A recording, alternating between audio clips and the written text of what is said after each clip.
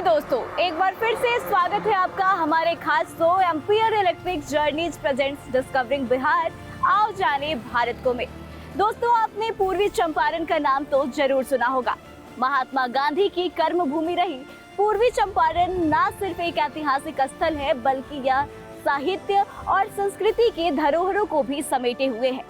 1917 में महात्मा गांधी ने नील किसानों की लड़ाई लड़ते हुए यहीं से चंपारण सत्याग्रह की शुरुआत की थी। अंग्रेजी के मशहूर लेखक जॉर्ज ऑरवेल का जन्म भी यहीं हुआ था। उनकी लिखी हुई मशहूर रचना एनिमल फॉर्म पूरी दुनिया भर में चर्चित है। इतना ही नहीं, यहाँ पे मौजूद केसरिया बौद्ध स्तूप पूरे दुनिया भर के सबसे ऊंचे बौद्ध स्तूपों में से एक माना जाता है। तो आज हम इसी पूर्वी चंपारण के जिला मुख्यालय मोतिहारी के आसपास के इलाकों में घूमेंगे और आपको भी घुमाएंगे। लेकिन इन सबके बीच सबसे बड़ा सवाल ये है कि ये यात्रा हम कैसे करेंगे। तो इसके लिए हमें जरूरत पड़ेगी अपने प्यारे साथी एम्पियर मैग्नस लियो की।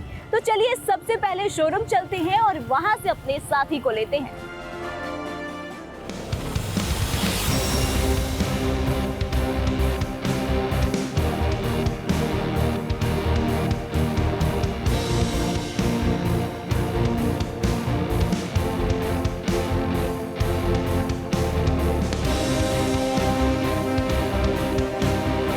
आज फिर मैं एम्पियर मैग्नस लियो इलेक्ट्रिक स्कूटर की सवारी करूंगी। एम्पियर मैग्नस EX बिहार के कई घरों का हिस्सा है और इसी का अपग्रेड लॉन्च है मैग्नस लियो। यह स्कूटर सिटी राइड के लिए बिल्कुल ही परफेक्ट है। इसका डुअल टोन लुक इसको और भी स्टाइलिश बनाता है। इसके अलावा इसमें LFP केमिस्ट्री की बैटरी है और इसकी वारंटी की बात करें तो ये 75,000 किलोमीटर है। इसकी चेसिस काफी ही ज्यादा मजबूत है। इसके अलावा ज्यादा टॉर्क एक्सेलरेशन को स्मूथ बनाता है और इसकी प्राइस की बात करें तो ये मिलता है सिर्फ 79,999 में, जो कि इस रेंज के किसी भी स्कूटर में इतनी सारी क्वालिटीज नहीं मिलती है।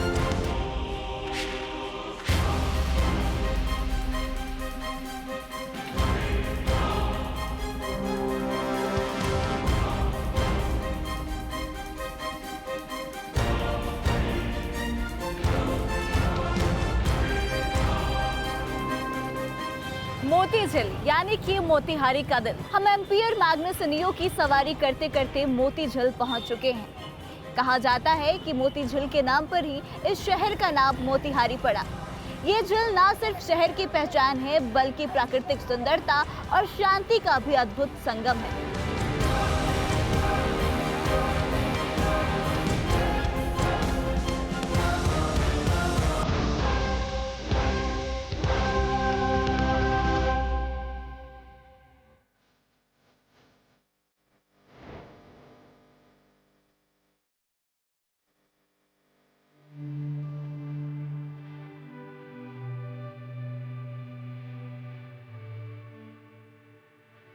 मोती झील को स्थानीय लोग बड़ा तालाब भी कहते हैं। ये झील अपने आधे चंद्राकार आकार और विशाल जल राशि के लिए प्रसिद्ध है। आज ये मोतिहारी शहर के लोगों के लिए सुकून और मनोरंजन का प्रमुख केंद्र बन चुकी है। अगर आप यहाँ आए तो बोटिंग का आनंद लेना मत भूलिए। झील के बीचों बीच नाव की सवारी करने का अनुभव आपको एक अलग दुनिया में ले जाएगा। अगर आप फोटोग्राफी के शौकीन हैं तो यह आपके लिए परफेक्ट डेस्टिनेशन है। यहाँ की रंग बिरंगी शामें और झील में सूरज की पड़ती किरणें आपकी तस्वीरों में चार चांद लगा देगी। इतना ही नहीं, इस झील के आसपास स्ट्रीट फूड स्टॉल भी लगे हुए हैं, जहां आप चाय के साथ पकौड़े और भुट्टे का आनंद उठा सकते हैं। तो अगर आपको भी कभी मौका मिले तो मोती झील जरूर आइए और यहाँ पे एंजॉय करिए और अपने एक्सपीरियंस को बढ़ाइए।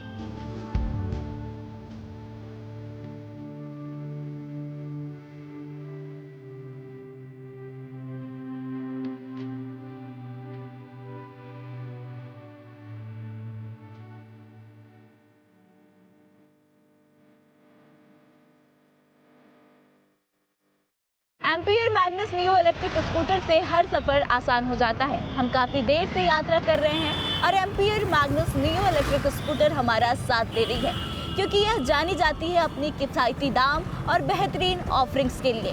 बिहार के कई घरों में एम्पियर मैग्नस EX पहले से मौजूद है और इसी का अपग्रेड वर्जन है एम्पियर मैग्नस लियो। तो ऐसे में आप सोच सकते हैं कि यह स्कूटर कितनी काबिलियत रखता है।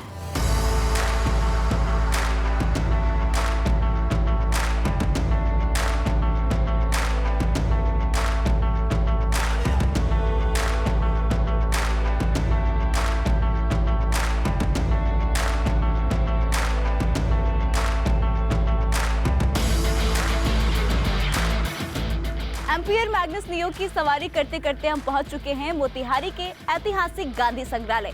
गांधी संग्रहालय मोतिहारी का एक ऐसा स्थान है जहां पर स्वतंत्रता संग्राम के दौरान की यादें जो है आज भी जीवंत है। तो चलिए अंदर चलते हैं और यहाँ पे जो निशानियां हैं उस दौरान की उसे देखते हैं।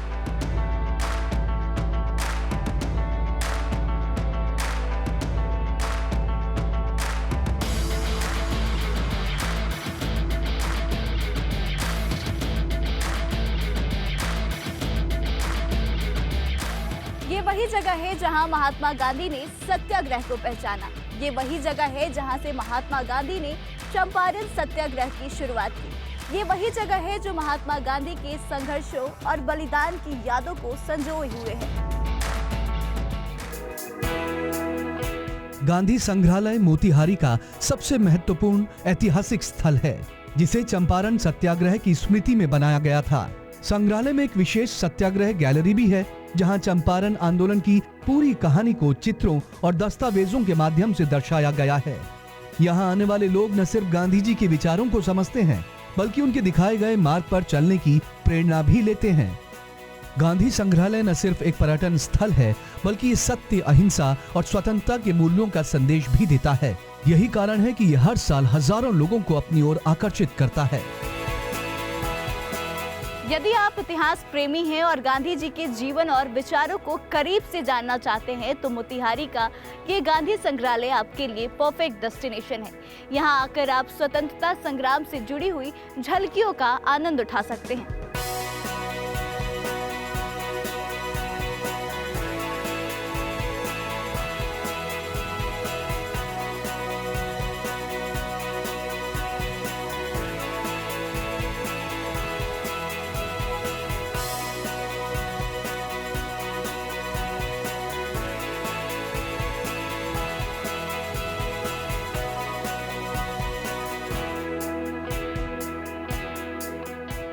तो गांधी संग्रहालय को आपने देखा, जाना, हमने कुछ जानकारियां आपको दी और यहाँ पे अब कुछ विजिटर्स आए हैं। हम उनसे बातचीत करेंगे और जानेंगे कि उनको इस जगह के बारे में क्या कुछ जानकारी है।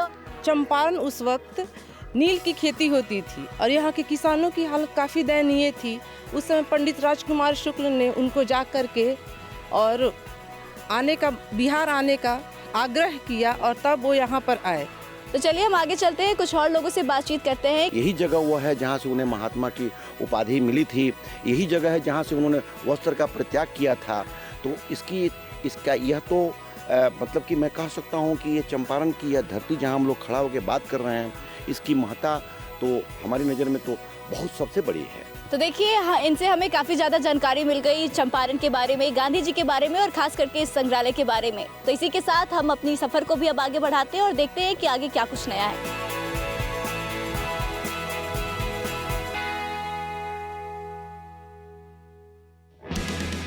तो अगली बार जब भी आप मोतिहारी आइए, गांधी संग्रहालय जरूर जाइए। ये सिर्फ जगह नहीं बल्कि भारत के स्वतंत्रता संग्राम के निशानियों का जीवंत गवाही है।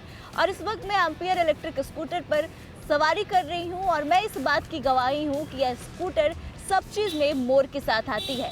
पावर, स्ट्रेंथ, स्टाइल, सेविंग्स या सेफ्टी, ये तमाम चीज़ें इसमें मोर मिलती है।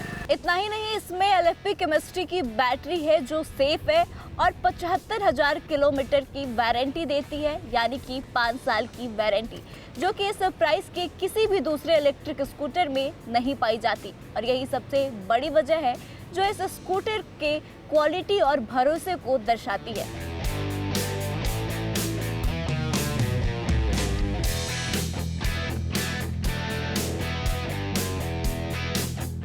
जी हाँ, हम पहुंच चुके हैं बिहार के एक ऐसी जगह पर जहां का स्वाद पूरे देश में प्रसिद्ध है। वो है चंपारण मीट। तो चलिए आगे बढ़ते हैं और देखते हैं कि क्या है इसके बनाने की विधि और कैसा है यहाँ का स्वाद। चंपारण मीट, जिसे अहुना मीट भी कहा जाता है, बिहार की सबसे लोकप्रिय नॉनवेज डिश है। ये सिर्फ एक व्यंजन नहीं बल्कि पारंपरिक पकाने की एक अनोखी विधि है, जहां मीट को बिना किसी कड़ाही या तवे के सीधे मिट्टी के हांडी में धीमी आंच पर पकाया जाता है। इसकी सबसे बड़ी खासियत है स्लो कुकिंग टेक्निक, जहां मीट, मसालों और सरसों के तेल को हांडी में डालकर उसे अच्छी तरह सील कर दिया जाता है, जिससे इसका स्वाद और भी लाजवाब हो जाता है। हमारे साथ इस वक्त मौजूद हैं वो व्यक्ति जो लोगों को चंपारण का स्वाद चखाते हैं, तो उन्हीं से बातचीत करते हैं। क्या प्रोसेस है बनाने का, कैसे बनता है और डिफरेंट क्यों है? हम लोग बहुत ज़्यादा और बहुत कम क्वांटिटी में नहीं रहते, कम्प्लीटली 1 kg मटन बनाते हैं एक हांडी में, ताकि टेस्ट एकदम बरकरार रहे, अपनी जगह पर रहे। यही कहाँ से लोग आते हैं? बिहार से भी आते हैं या बिहार के बाहर से भी आते हैं? हमारे यहाँ बहुत बाहर से आते हैं लोग, यहाँ तक कि यहाँ से बेंगलोर से भी हमारे यहाँ लोग आए हुए हैं खाने के लिए। और अभी 3 दिन पहले मैं यहाँ से ट्रेन में देहरादून के लिए मैंने मटन हांडी भेजा है, तो वहाँ से भी इतना प्यार आता है हम लोग के लिए।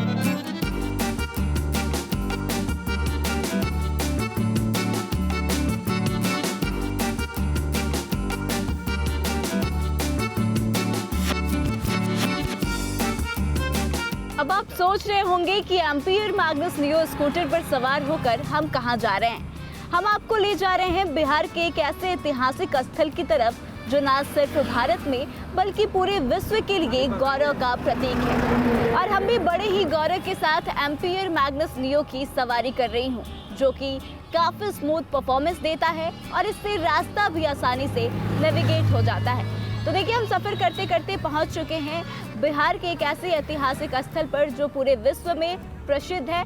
बुद्ध स्तूप की ओर हम बढ़ रहे हैं, जो कि सबसे प्राचीन और सबसे ऊंचा स्तूप माना जाता है।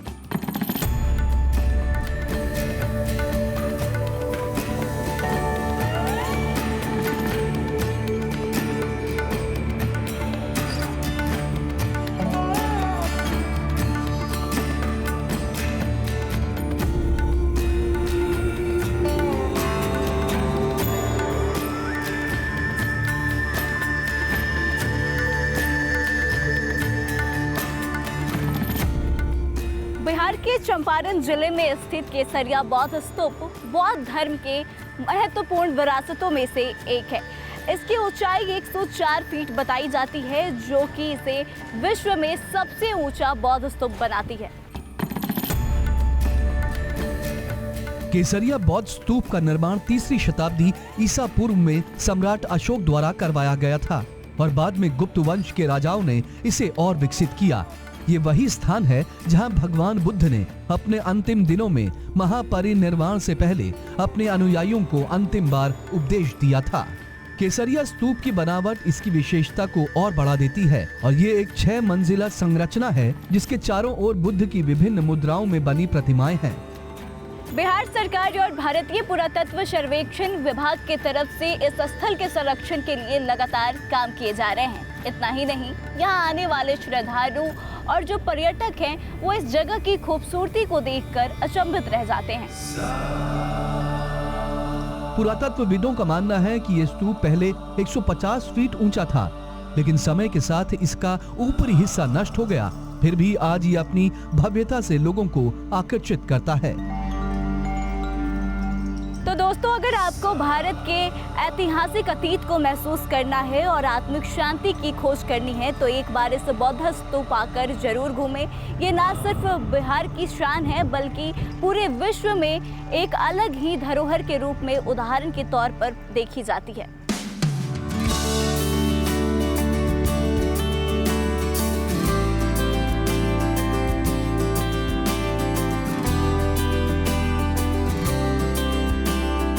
देखिए, केसरिया बौद्ध स्तूप के बारे में आपने समझा, देखा इस जगह को, तो अब इस ऐतिहासिक स्थल की क्या इतिहास रही है और क्या कुछ यहाँ पे खास है, इसके बारे में हम जानेंगे। देखिए, सबसे बड़ी बात है कि एक टूरिस्ट प्लेस है और आपको पता होना चाहिए कि ये विश्व का सबसे बड़ा ऊंचा बौद्ध स्तूप है। इसकी ऊंचाई 104 फीट है और यहाँ पे विश्व के अनेकों देश से जो लोग बौद्ध धर्म को मानते हैं, वे तमाम लोग प्रतिदिन आते जाते हैं। देखिए, यहाँ पे और कुछ लोग हमें दिखाई दे रहे हैं, हम उनसे भी बातचीत करेंगे और जानते हैं कहाँ से आए हैं, किस पर्पज से आए हैं। कहाँ से आए हैं? मैम, हम लोग अररिया से आए हुए हैं। तो यहाँ पे मोतिहारी में क्या घूमने आए, केवल ये स्तूप या फिर और सारी चीजें? नहीं, बहुत सारी चीज़ें हैं घूमने वाली। बहुत बार आते जाते थे, घूमने का मौका नहीं मिल पाता था। आज रुके हैं, थोड़ा सा सोचे हैं कि घूम लेते हैं। आकर यहाँ पे कैसा लग रहा है? बहुत अच्छा लग रहा है। हम पहली बार यहाँ आए हैं, नाम सुने थे लेकिन आज देखने का मौका मिला है। इसके बारे में हमने काफ़ी सुना था। ये विश्व का सबसे ऊंचा बौद्ध स्तूप है। इसकी ऊंचाई लगभग 108 फीट ऊंचा है। इसके बारे में आज हमें सौभाग्य मिला इसे देखने के लिए।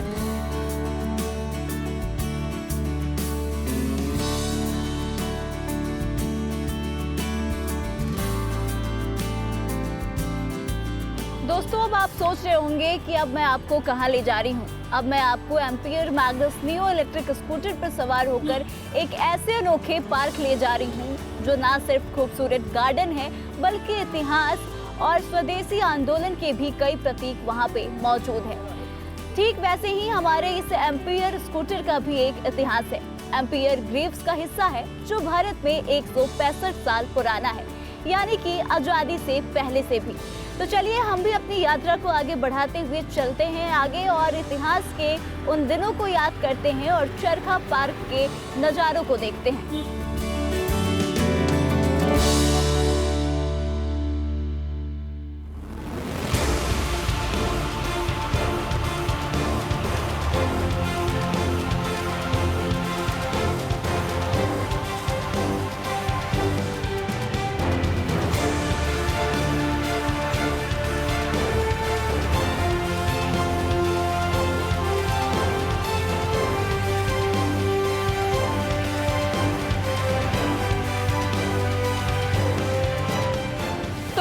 हम पहुंच चुके हैं चरखा पार्क। अगर आप इतिहास से जुड़ाव महसूस करना चाहते हैं या फिर सुकून भरे कुछ लम्हे बिताना चाहते हैं तो ये जगह आपके लिए बिल्कुल परफेक्ट है।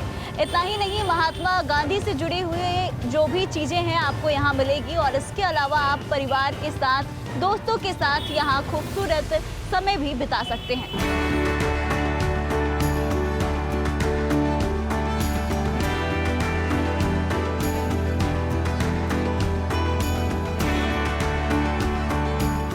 मोतिहारी का चरखा पार्क महात्मा गांधी और उनके चंपारण सत्याग्रह आंदोलन की याद में बनाया गया है।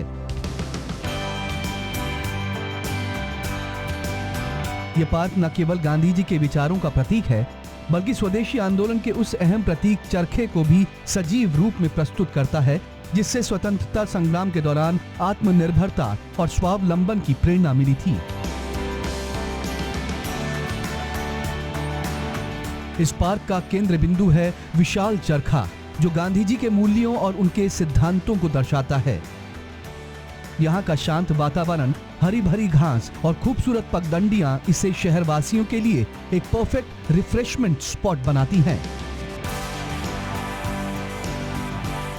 ये पार्क सिर्फ पर्यटन स्थल ही नहीं बल्कि एक शिक्षाप्रद जगह भी है जो नई पीढ़ी को स्वदेशी आंदोलन और आत्मनिर्भरता के महत्व से जोड़ता है।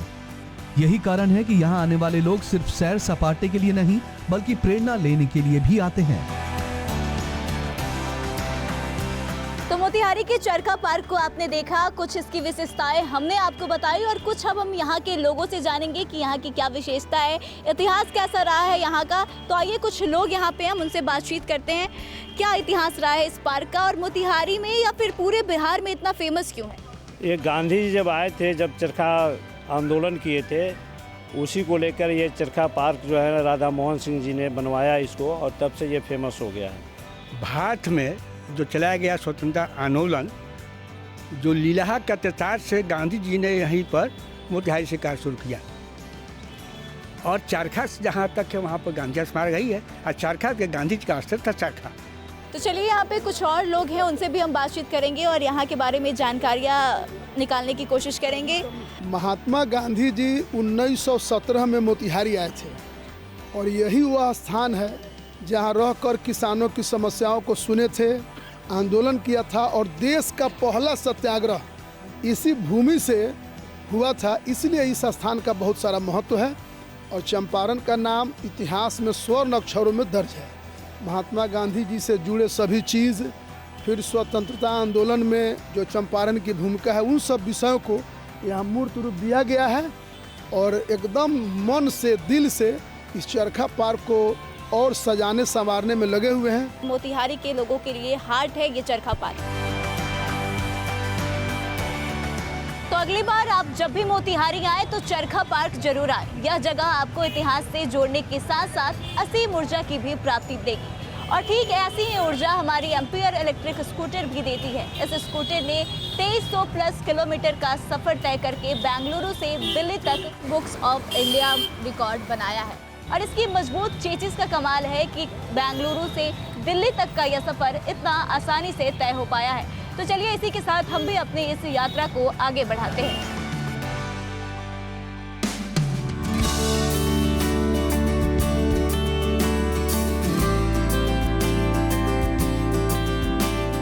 मैंने आज एम्पियर इलेक्ट्रिक मैग्नस नियो से मोतिहारी और इसके आसपास के इलाकों में ऐतिहासिक, सांस्कृतिक और धार्मिक स्थलों की यात्रा की। और यह इसलिए मुमकिन हो पाया क्योंकि यह स्कूटर एक चार्ज में 90 प्लस किलोमीटर तक चल सकती है। इसके साथ ही यह 4 से 5 घंटे में पूरी तरह से चार्ज हो जाती है, जो कि इस रेंज के प्रोडक्ट में सबसे जल्दी है। साथ ही आपको बता दें कि इस स्कूटर की रेंज इसकी सबसे बड़ी यूएसपी है।